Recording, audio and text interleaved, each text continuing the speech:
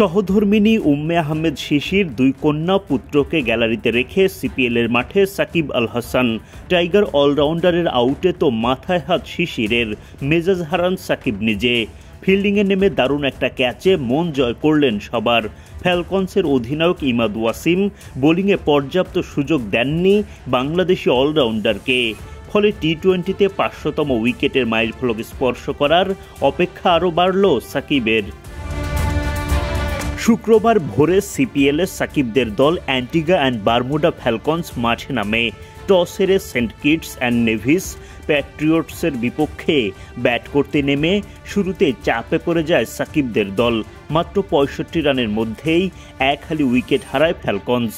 তখন ব্যাটিংয়ে আসেন সাকিব, দেখে শুনে শুরু করেন তিনি।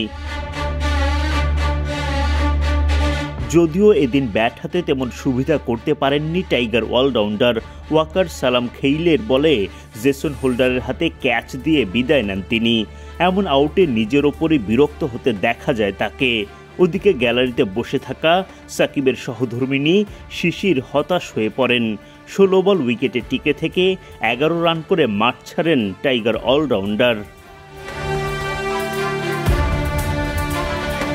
ব্যাটারদের ব্যর্থতায় মাত্র 121 রানেই অল আউট হয়ে যায় ফ্যালকনস। বোলিংয়ে নেমে তাদের প্রথম উইকেট আসে ওবেদ ম্যাকয়ের বলে সাকিবের ক্যাচ থেকে। বেশ সতর্কতার সাথে দারুণ একটা ক্যাচ নেন সাকিব। বিদায় ঘণ্টা বাজে এভিন লুইসের। গ্যালারিতে বসে থাকা শিশির খুঁজে পান স্বস্তি। ইনিংসের 13তম ওভারে গিয়ে প্রথমবারের মতো বোলিংয়ের সুযোগ দেয়া হয় সাকিবকে। একটাও বাউন্ডারি হজম করেননি সেই ওভারে।